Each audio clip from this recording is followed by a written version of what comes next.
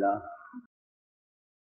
الحمد لله نحمده ونستعينه ونستغفره ونؤمن به ونتوكل عليه ونعوذ بالله من شرور أنفسنا ومن سيئات أعمالنا من يهده الله فلا مضل له ومن يضلله فلا هادي له ونشهد أن لا إله إلا الله وحده لا شريك له ونشهد أن سيدنا ونبينا وحبيبنا وشفيعنا وطبيب قلوبنا ومولانا محمدا عبده ورسوله الذي أرسل إلى الناس كافة وإلى الخلق عامة بشيرا ونذيرا بين يدي الساعة.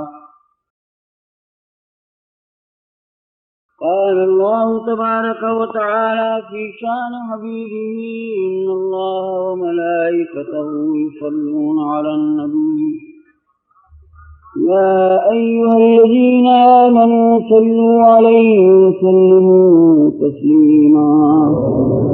اللهم صل على سيدنا ومولانا محمد وعلى آل سيدنا ومولانا محمد وبارك وسلم وصل اللهم على جميع الأنبياء والمرسلين وعلى جميع الملائكة المعصومين وعلى جميع عباد الصالحين. أما بعد، لقد قال الله تبارك وتعالى في كلامه القديم العظيم: أعوذ بالله من الشيطان الرجيم، بسم الله الرحمن الرحيم. هو الذي بعث في الأميين رسولا منهم يتلو عليهم آياته ويزكيهم ويعلمهم الكتاب والحكمة وإن كانوا من قبل لفي ضلال مبين. صدق الله مولانا العظيم وبلغ رسوله النبي الحبيب الكريم ونحن على ذلك من الشاهدين والشاكرين.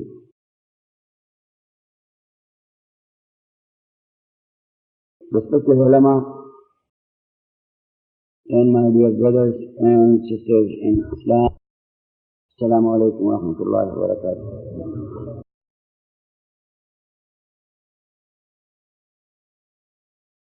The topic that has been selected for tonight's lecture is a very important topic, and that because of two reasons. It is a topic which deals with the very essence of Islam. It is also a topic about which there is the emergence of continuous and progressive misunderstanding, especially in this present age. There are people among Muslims who give due importance to Tasawwuf, and there are also people who condemn it outright as something which is un-Islamic, something which is a foreign importation into Islam. In this connection, there have been two contributory causes. I mean to say that in connection with the notion that Tasawwuf is something alien to Islam, there have been two contributory causes. One cause is based on the work of the Western Orientalists, whose role has always been and is even now to misguide the Muslims. They misguide the Muslims with a flair of scholarship,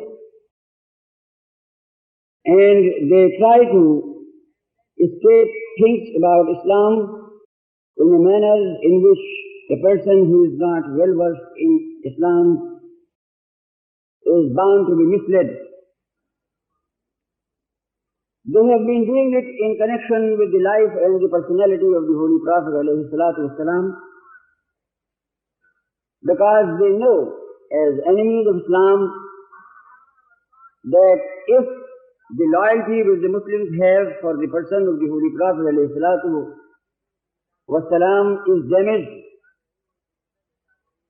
then the religious enthusiasm or the enthusiasm of Muslims for Islam will also gradually vanish. And consequently you will find in their writings that they concentrate mostly on trying to pick up arguments against the greatness of the Holy Prophet Muhammad ﷺ. Then their next target is Tasawwuf. Because if the Muslims are misguided in this connection, if they are made to believe that Islam is merely a ritualistic code of life, then the next step actually is atheism. Because the human beings cannot stand by any code of life, even though it may be called a divine code of life, until and unless they get something in terms of experience.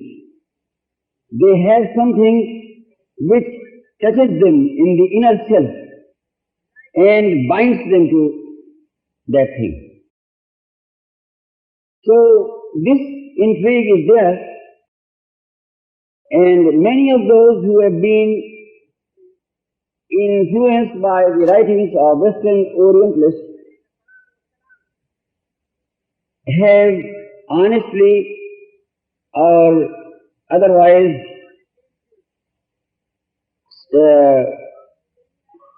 tried to convince the Muslims through their writings and through their preachings that Tasawwuf is something which is alien to Islam. The next contributory factor in this connection is the practice of Tasawwuf in the Muslim world. In connection with this practice, I consider it my duty to say and to affirm with all the force at my command that Tasawwuf today, unfortunately, has degenerated.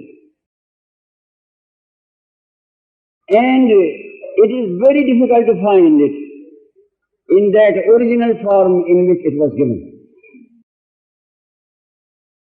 And therefore, the ground is supplied by those who misuse this word, and this ground is the most potent ground. This community here is a small community, but I know those communities which are the larger ones, like the community in Pakistan, the Muslim community of Pakistan, and I know about my country how this noblest of pursuits has been commercialized, how this noblest of pursuits has been ritualized, how this noblest of pursuits has been degraded by many a person who claims to be the murshid of Allah subhanahu wa ta'ala defines the functions of the Holy Prophet Muhammad alayhi salatu wasalam, the functions for which he was sent by God Almighty. The first function that has been mentioned here is يَتْلُو عَلَيْهِمْ آيَاتِهِ. He communicates the message of the Holy Quran as it comes to him from God. That is the first one. He gives to the people the law. He gives to the people the Sharia. He gives to the people the code of life. Conveys to them as it has been revealed to him by God. يَتْلُو عَلَيْهِمْ آيَاتِهِ. This is the communication of the message. Then the second function is وَيُزَكِّيهِمْ, and he purifies them. And they count. He purifies those who accept that message. So the process of purification is something different from learning the Sharia or the code of life.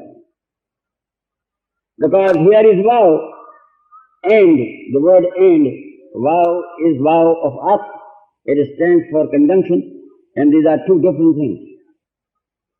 Tilawatul ayat is one, tazkiyah is another. Then his third function is يُعَلِّمُهُمُ الْكِتَابِ. He teaches the meaning. He expounds that which has been given in the Holy Quran in order that people may be able to understand it better. Then his fourth function is يُعَلِّمُهُمُ الْحِكْمَةِ. The verse is يُعَلِّمُهُمُ الْكِتَابَ وَالْحِكْمَةِ. Now here Al-Kitab and Al-Hikmah have been separated from one another again by this vow. They are two different things. He teaches Al-Kitab or the book, and he teaches Al-Hikmah or the wisdom. In this short space of time that I have at my disposal, I would try to give you things in a scholarly manner, but in a very simplified form, so that you can understand them all.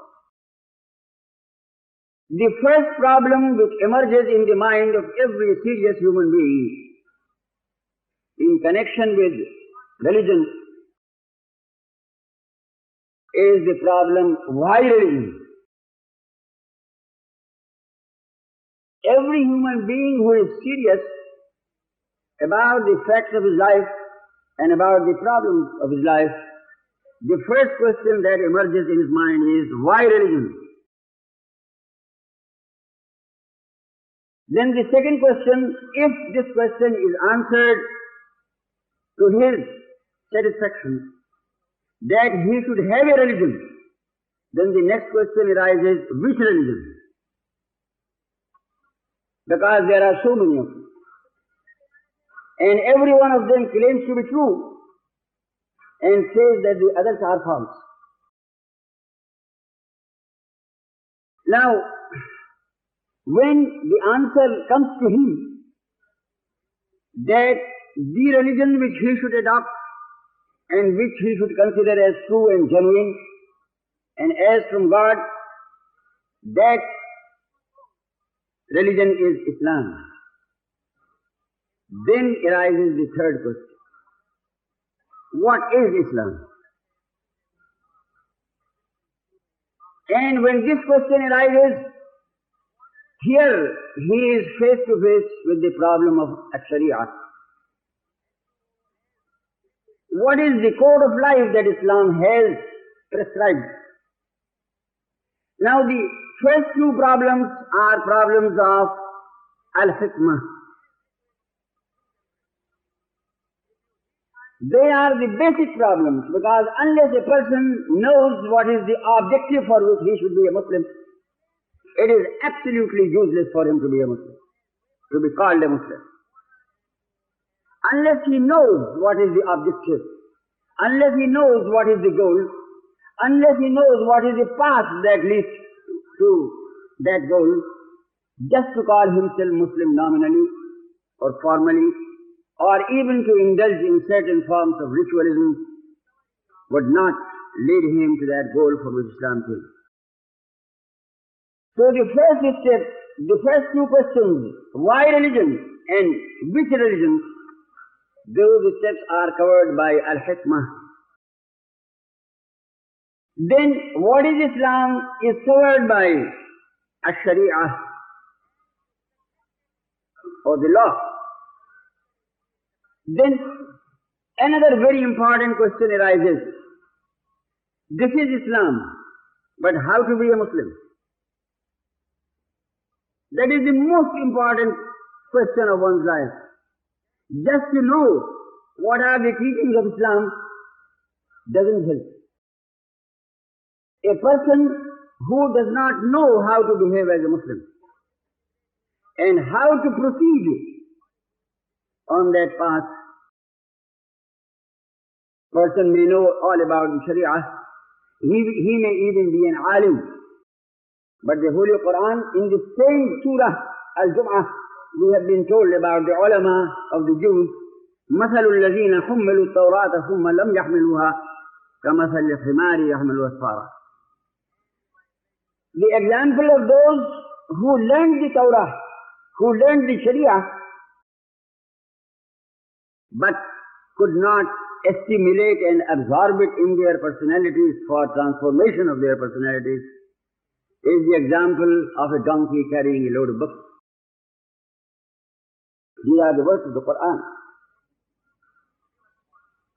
And consequently, this problem becomes the most important problem, how to be a Muslim. Because every human being is all the time beset and confronted with obstacles that arise from within the human self, from the carnal self or the basic self, basal self, which has been called in Islamic terminology as an-nafsul ammara, or the carnal self. This carnal self is all the time sending out obstacles which try to obstruct the path of the human being in all his pursuits that are of a higher nature. Then there are obstacles in the environment, in the social order or the group or the community in which a man is placed. He has got to fight against both of these, and unless he can fight successfully, he cannot be a Muslim in the real sense of the word. He may know as much as he might know about Islam, that this is the Sharia. Consequently, for answering this question, there should be a methodology. There should be a methodology whereby the Sharia can be employed for transforming the human personality in accordance with the objective of Islam. And therefore you hear the word at-tariqah, الطريقة القادرية، الطريقة التشتية، الطريقة الشاذلية، الطريقة السهروردية, and so on. This at-tariqah actually is methodology and answers that problem, how to be a Muslim. Then another question emerges. If I succeed, if a human being succeeds in becoming a Muslim in accordance with what Islam wants, what will be the consequences? What is the reward? Because that is human nature. A human being cannot act for anything unless you tell him that there is a reward for it. He will never act unless this thing is told. So the question again becomes very important. Suppose I become a Muslim in the genuine sense of the word, what is the reward? Now this reward, according to Islam, is in terms of the basic pursuit of man as he is born, and the moment the human baby starts acquiring consciousness, The human baby wants to know. And all this effort in education, whether it is the home education or education at the school, this is directed to this basic pursuit of the human personality that it wants to know. And it wants to know more and better and clearer and clearer. So this reward has been placed here also. If you adopt a tariqah, if you adopt the methodology, then you are rewarded with al-ma'rifah, knowledge in depth.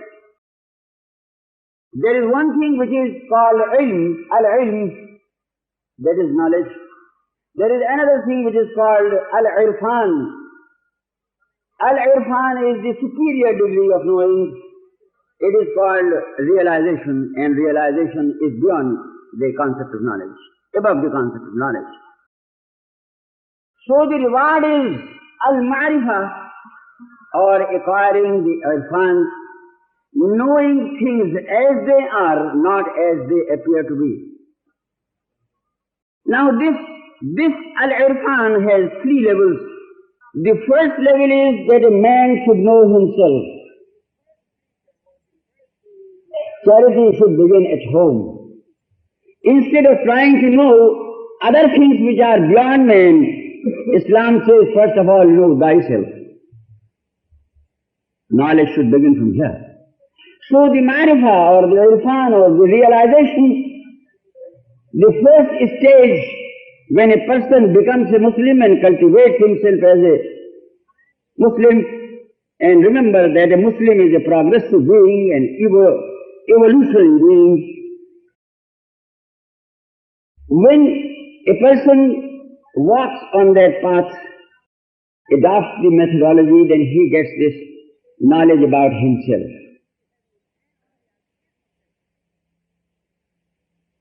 Then the second stage is to have the knowledge of the world or his environment, which is called by the Sufis as ilmul afaq. The first is called ilmun nafs, the knowledge of the self. The second is called ilmul afaq, or the knowledge of the cosmos. This environment in which he is born and where he lives and where he acts. The third stage is to know God in terms of irfan, to experience Him in a manner which can bring a conviction that cannot be shaken. A conviction which is above the argumentations of logic. A conviction which is based on direct experience. Just as a person when he sees the sun shining on the sky, you may bring as many arguments as you please to try to convince him that it is not the sun which is shining. He will simply smile and say, no, you are trying to misguide me. This is the worth and virtue and value of direct experience. And the Holy Prophet ﷺ has said, nothing is more valuable than direct experience. He says, لَيْسَ الْخَبَرُ كَالْمُعَائِنَةِ. Report of knowledge which a person gets from a teacher and reads in the books, that cannot create that conviction in a person's mind as his personal experience and observation can create. So this direct experience of God, and when this experience of God comes as the final fruit or the final reward of being a Muslim and cultivating oneself as a Muslim, then the stage arrives, the fifth stage, that is the stage of al-haqiqah. The pilgrim of eternity who started from his own self has and undertook this journey this journey into the infinite, arrives at God, arrives at His goal. As the Holy Quran says, Anna ila rabbika al-muntaha, unto thy Lord is thy goal.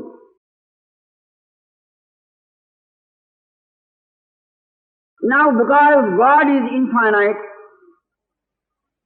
therefore the experience of God has infinite possibilities. Or, if you cannot understand this word of philosophy, infinite gradations. As we have been taught that there are millions and millions of hijabat or screens or obstacles or the intermediary voids between man and God. In spite of the fact that God is nearer to every human being than his jugular vein. Now this journey is journey in experience. This journey is journey in direct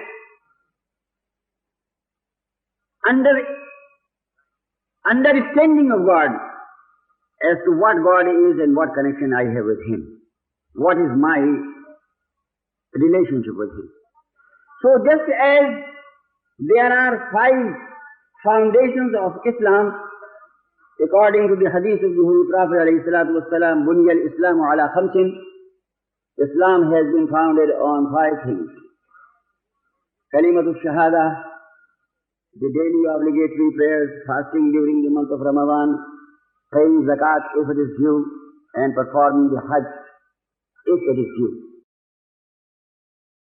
Similarly, these 5 pillars are there through which a Muslim has got to pass in order to be a Muslim. Al-Hikmah, Al-Shari'ah, Al-Tariqah, Al-Ma'rifah, Al-Haqiqah.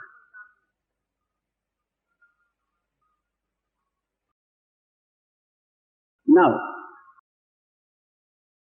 this thing about which I have emphasized is as Al-Tariqah. About that we find the authority of the Quran. In the Holy Quran, Allah subhanahu wa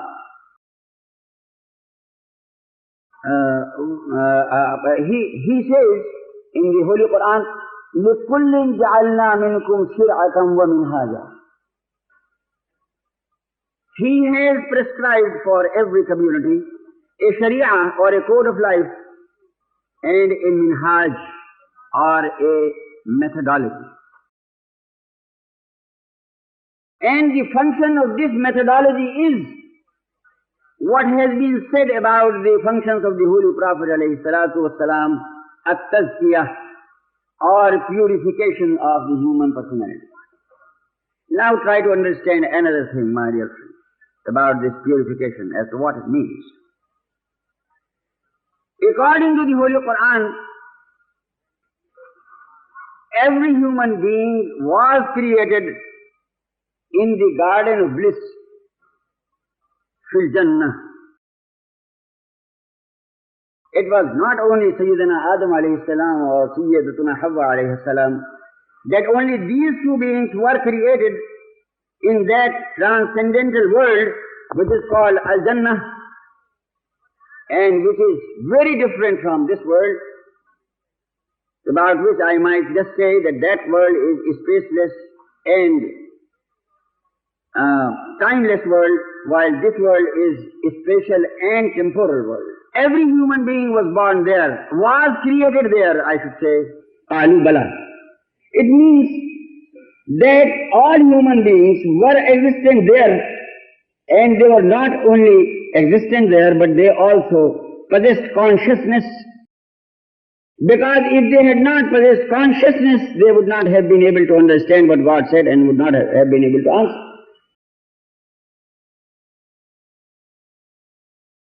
This further means that the essential or the real human being is not this physical being.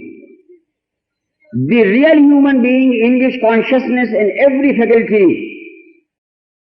exists is that spaceless, timeless human being that essential human being who has been called in the Holy Quran as Al-Ruh.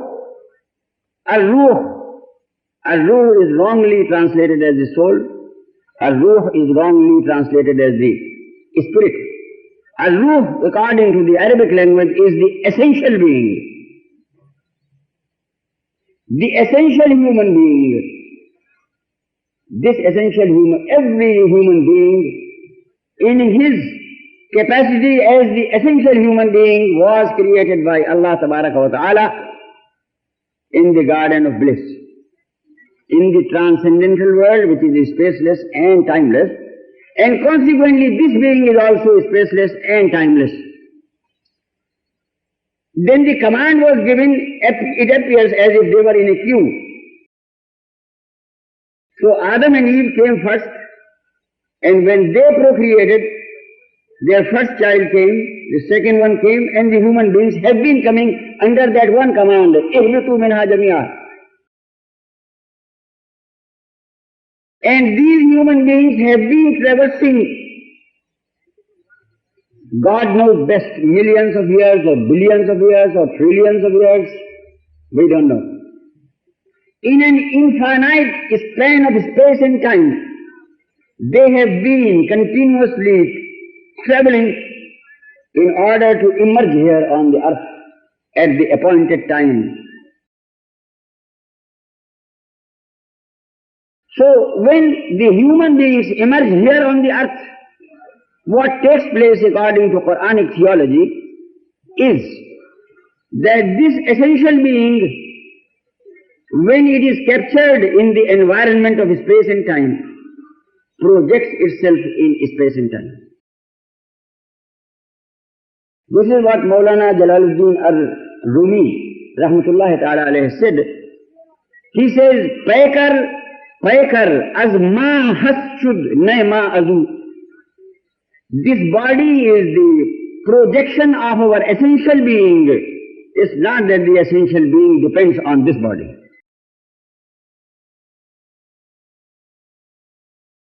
Now, when this essential human being projects itself in the spatio-temporal dimensions, its first projection is in terms of mind. Mind is temporal and non-spatial. Mind is not something which is occupied by space or which occupies space. Mind exists only in time.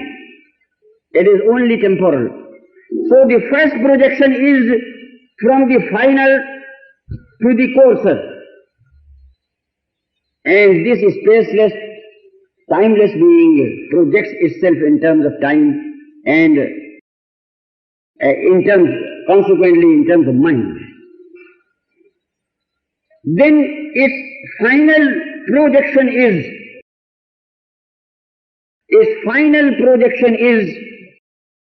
as a spatio-temporal being. Try to take help from science and you will find it. Try to think about everything that exists in this world. For instance, a flower.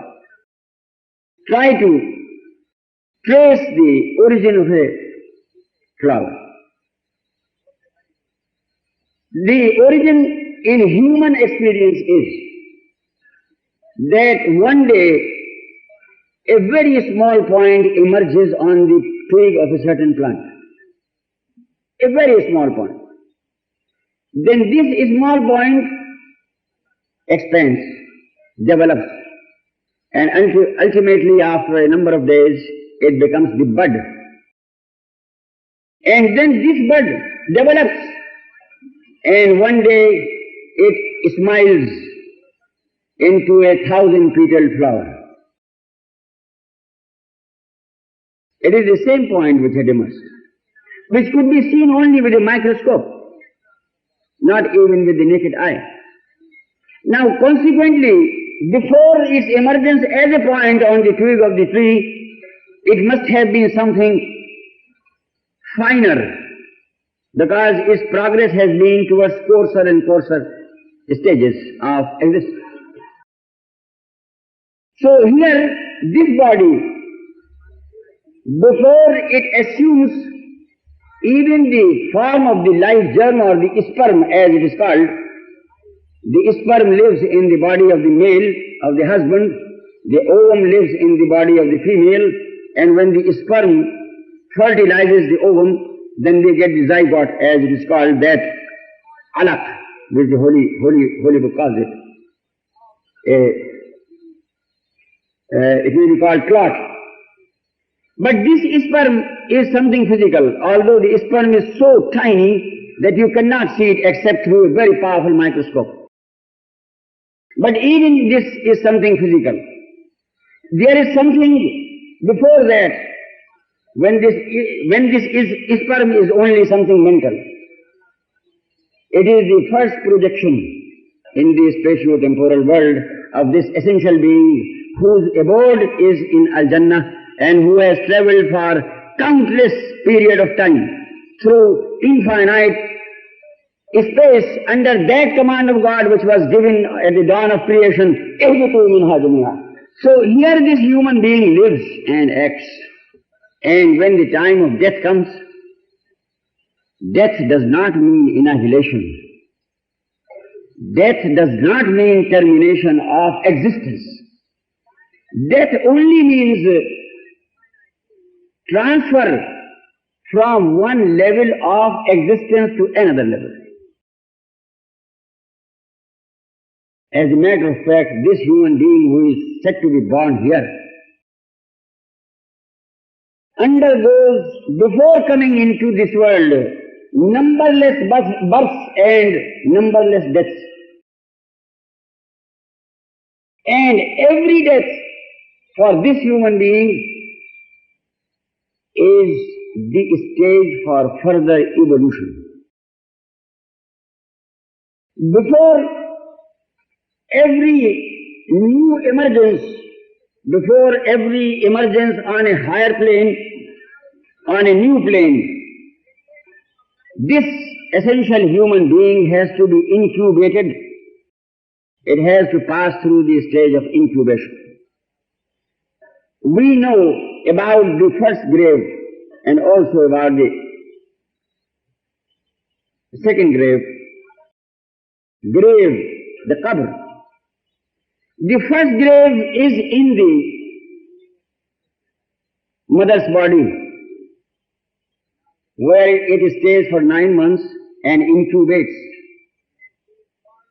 When the sperm fertilizes the ovum and zygote is formed, then the zygote starts developing into the embryo, and it changes its forms. It is like a small crocodile,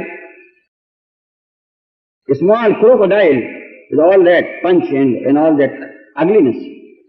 And it gradually changes and changes and changes until it assumes the form of a human baby. And when it has matured, then the period of incubation or staying in the barzakh, in alamul barzakh, inside the mother's body, inside that grave, that period ends and it is ushered into the world. When it acts here in terms of space and time as a moral being and participates in the human civilization, then it is again sent to the grave. It is again sent to the grave, and it will stay in that grave until the day of Qiyamah. Don't think that this grave made of earth. The word qabr, which has been used in Islamic theology, stands for this type of earthly grave only secondarily. The word qabr originally is a sort of syndrome, is a sort of shell in which it exists just as the sperm goes into the mother's womb.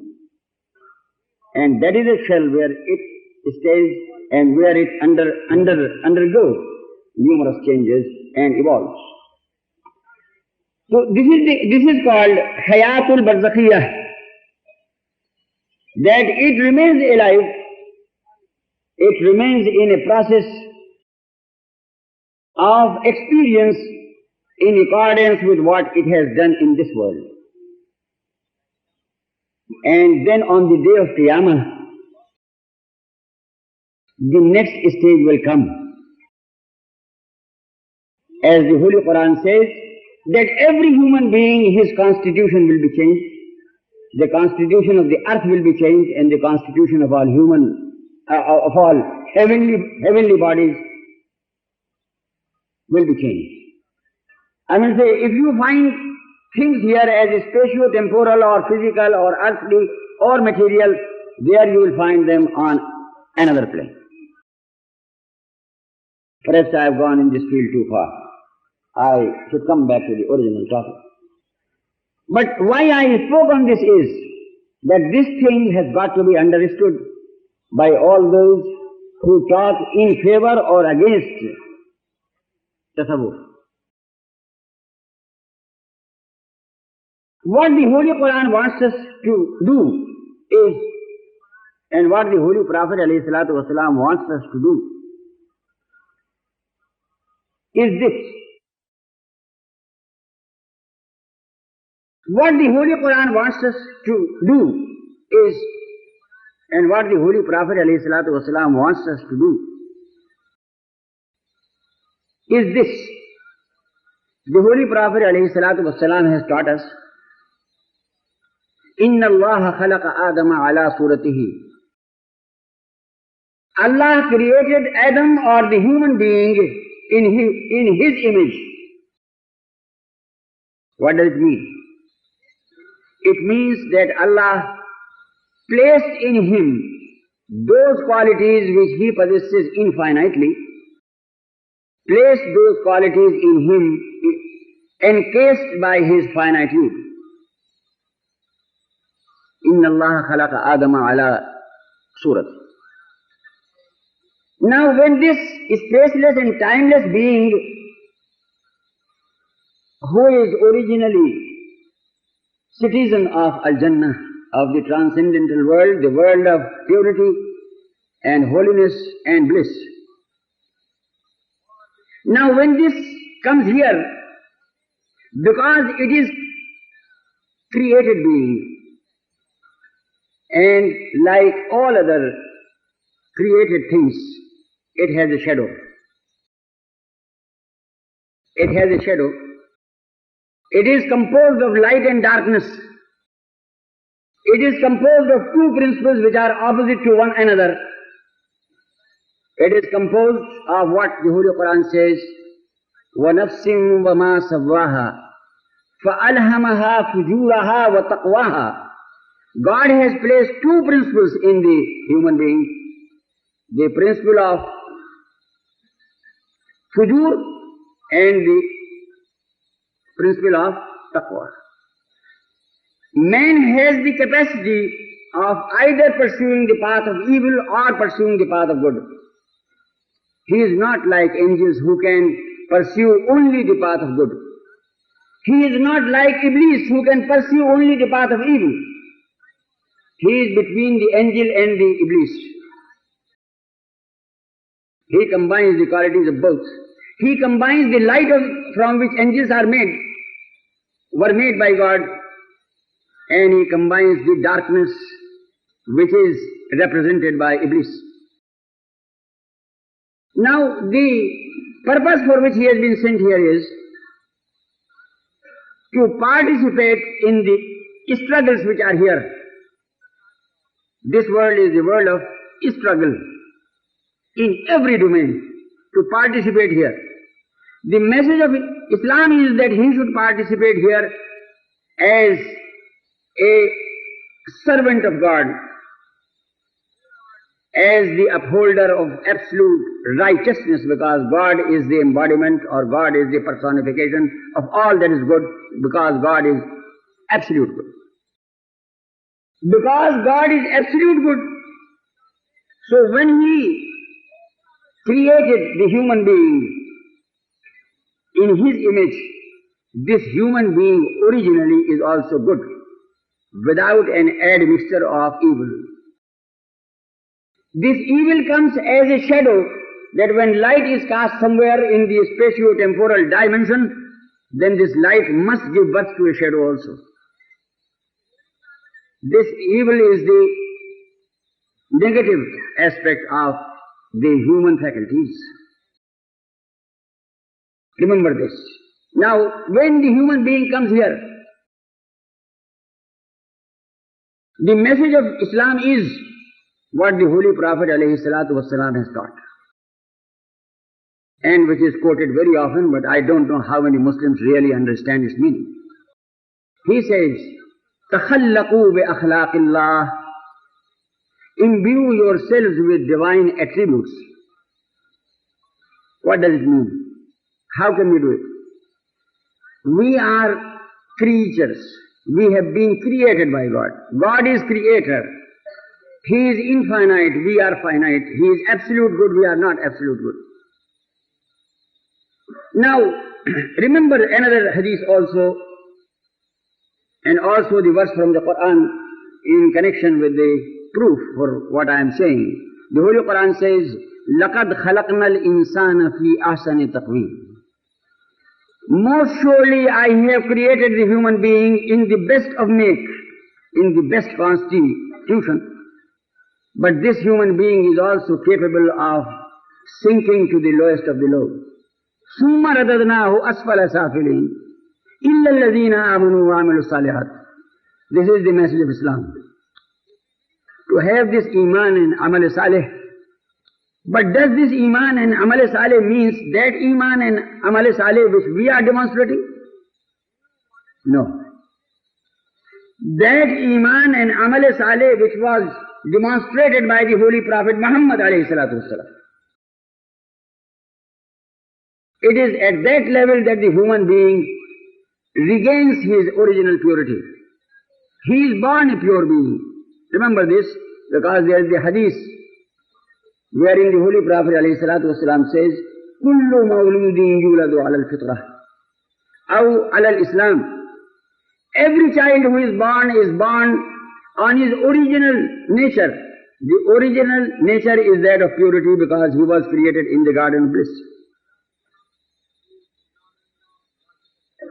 Every human being is born pure and holy, because he belongs to a world which is pure and holy. He does not belong to this earth. He does not originally belong to the earth.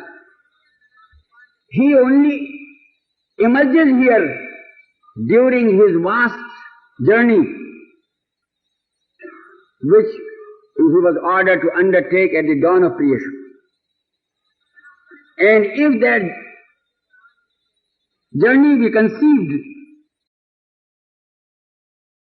according to our imagery, because a human being can conceive things only in concrete terms, then we might say that the journey of the essential human being from Al-Jannah is in a circle. It is in the form of a circle, and as if this earth is just below Al-Jannah. So when a human being arrives here, then he has traversed half of that circle. Now in that half of circle, it is the condition of hubut, descend, ihbitu, descend. So it descends under the divine command, ihbit. It is descent. Then there is the ascent. It has to go back there. So the ideal in Islam has been given, beware. Beware. What should be your motto of life?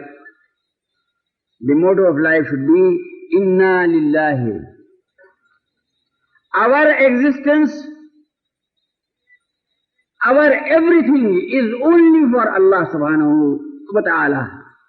because He created us in His image. We cannot be for anything else. Inna lillahi wa inna ilayhi raji'un. And now this part of the journey which remains is the journey of return at the other arm of that circle, again to that abode where He had created us. So when the Holy Prophet ﷺ commands us, تَخَلَّقُوا بِأَخْلَاقِ اللَّهِ, in these words, what He means thereby is not that we should try to become God, which no one can become. Even He was not God and could never be God. He was only al-insan al-kamil, perfect man. The function of this ordinance is that we should try to maintain our purity, which is originally ours, our holiness, which is originally ours because we were created in a holy abode or in a holy region, which is called Al-Jannah. And because when the human beings come here in this world, very naturally, they are enticed and fascinated by this world, by things which take away from human being his innocence, which take away from the human being his beauty of the inner self, his moral purity, his spiritual purity in terms of being slave of God. He tries to become slave besides God of other things also. And when he does this, then he is unloyal to his pledge, which he had given on the dawn of creation, when he had said, Anta Rabbuna, when Allah subhanahu wa ta'ala had told him, Alastu bi Rabbikum, he said, Bala, Anta Rabbuna, thou art our Lord. Now this was the pledge. This was the pledge at the start of the journey. And consequently, man is bound by his pledge. And in order to remain loyal to his pledge, he has got to strive all the time in order to acquire what has been called in the Holy Quran, An-Nafsul Mutma'innah. He stays here in this environment, but the person who is really a mu'min, who has the iman in God, while he stays here, as a Sufi has said, Dil bayar, dast bakar. His outer senses and his organs remain engaged in things of this world, but his heart remains engaged with God. You see, this is the goal. And for this, the problem arises. How can this tazkiyah be performed? This tazkiyah, which has been given in the Holy Quran as the function of the Holy Prophet Muhammad alayhi salatu wasalam, that he purified those human beings who became his followers, how can it be performed now? Because unless it is performed, unless we are muzakka, unless we attain or we regain our original holiness, then we are in trouble. Then our road, there will be a dual road going there, you see, one leading to Al-Jannah and the other leading to the Jahannam. Then we are going on the road which leads to Jahannam. This is a very important point. And consequently you will find that when in the early history of Islam, Muslims acquired enormous wealth and enormous power, they became money drunk, wealth drunk and power drunk. That was natural. So if you read the cultural history of Islam, you will find this, that when the seat of the empire was transferred from Medina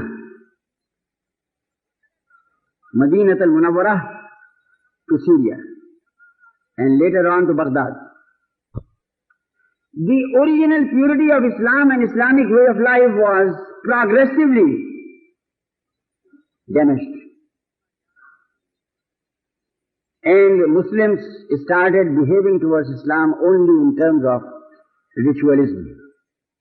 God has made it obligatory that we should pray 5 times a day. We are praying 5 times a day. We have done our duty. Why should we pray? That was not the question for them anymore.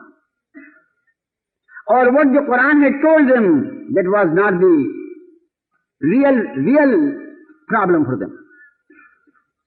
And even the ulama of those days, many of them became materialistically minded. Of course, history has told us about so many ulama who were purchased by the various governments that came into being.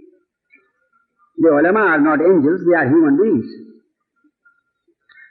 And when this thing was taking place, then from among the ulama, there was a large group who said, this Muslim community is going to lose its future. It is becoming more and more earth-rooted. It is becoming less and less godly. Its aim and objective no more remains pleasure of God, but pleasure of the ego and of the carnal self. And therefore we should do something. So this movement came. Tasawwuf, as it is called. Don't go into whether it is from Suf or it is from Safa.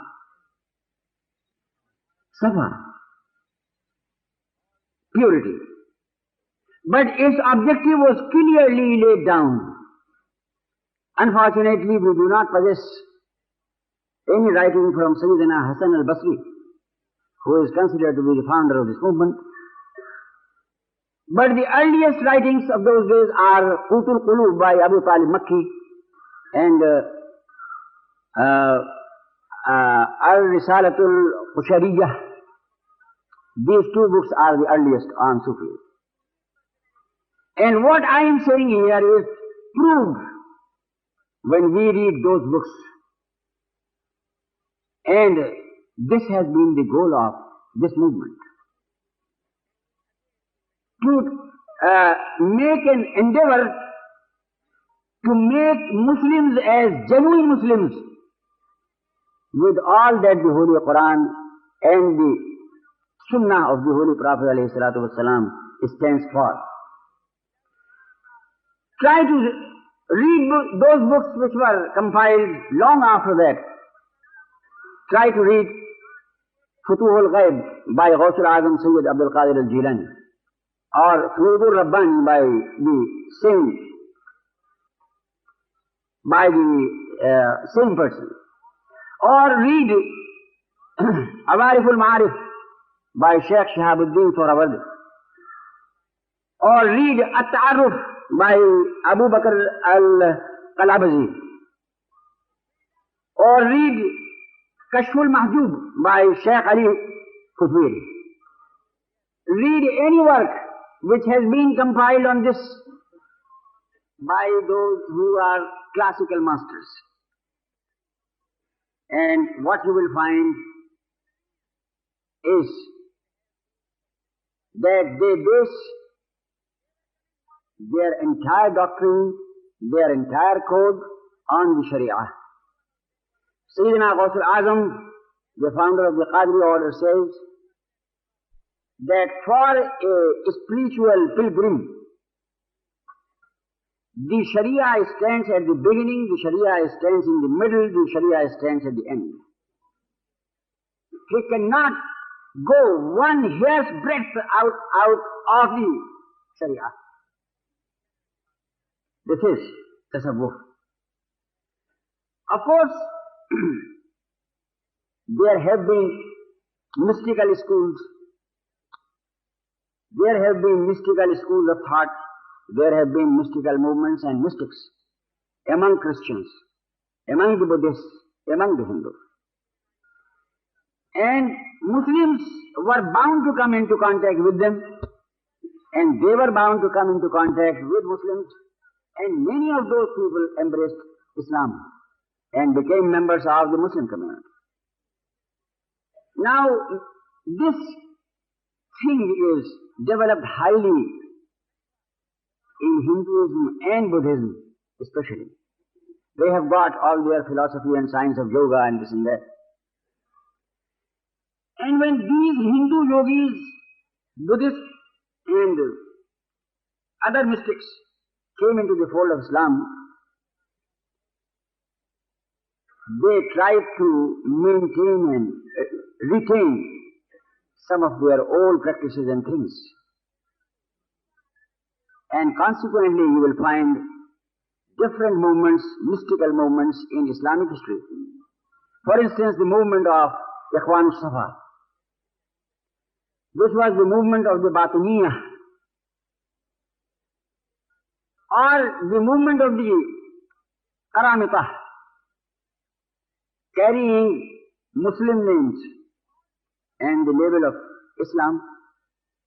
But Islam's scholars and Sufis fought tooth and nail against them.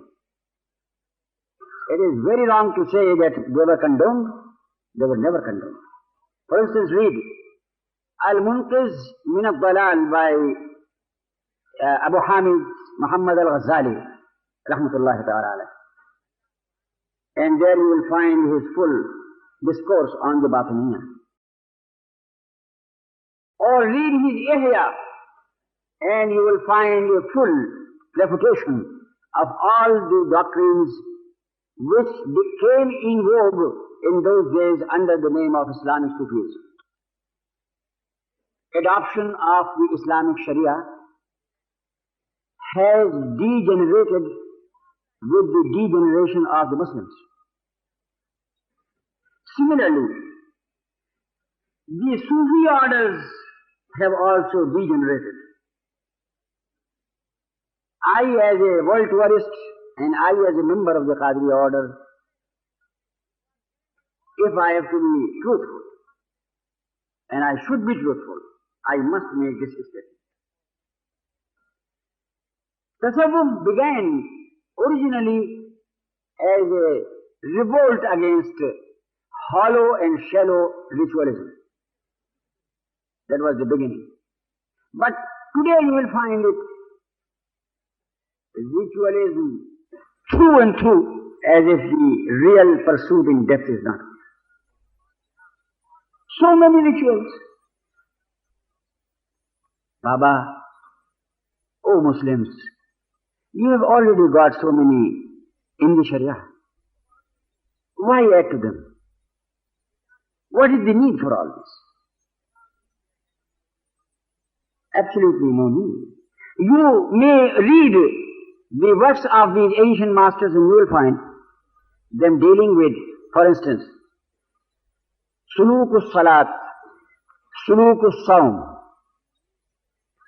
How to develop a methodology on the basis of this Salat which has been made obligatory in the Sharia.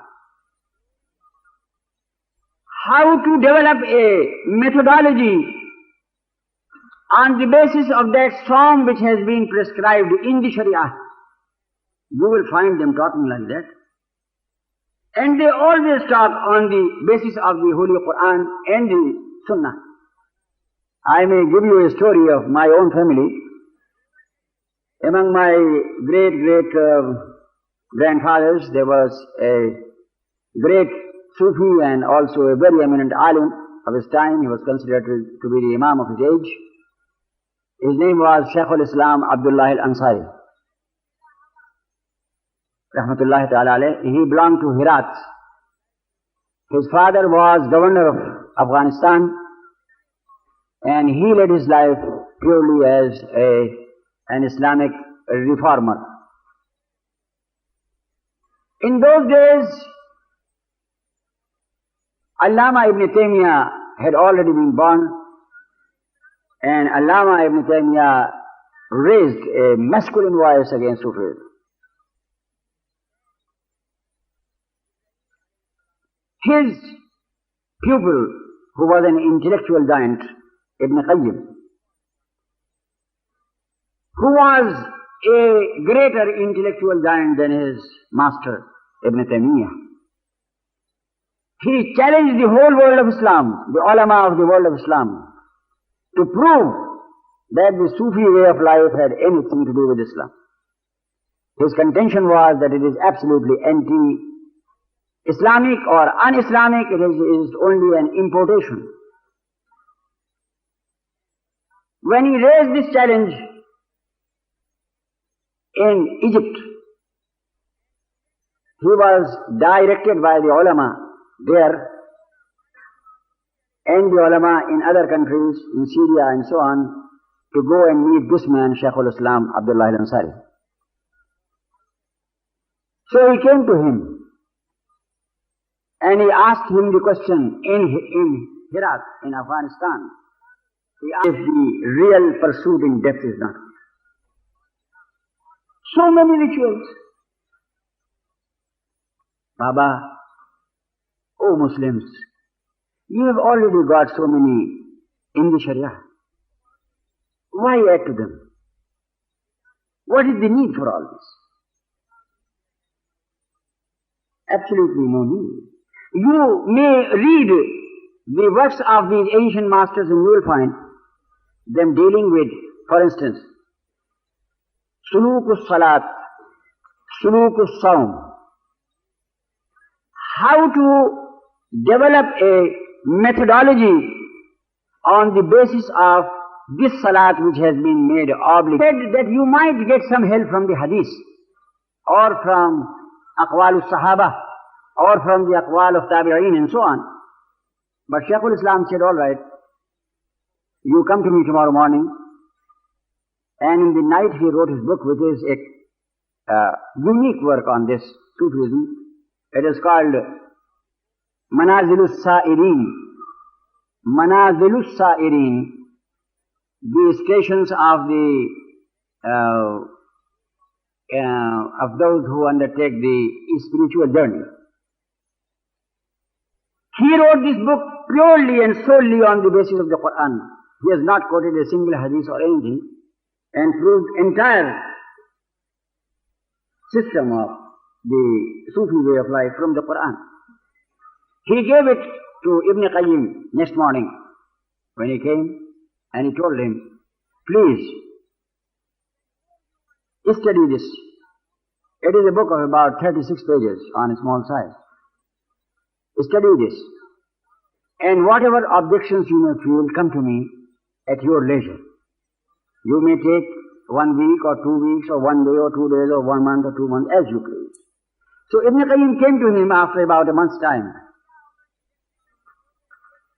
and accepted him as his murshid, made the tawbah, and it is this Ibn Qayyim who wrote a voluminous commentary on this Manazilus Sa'irin by the name of Madarijus Salikin,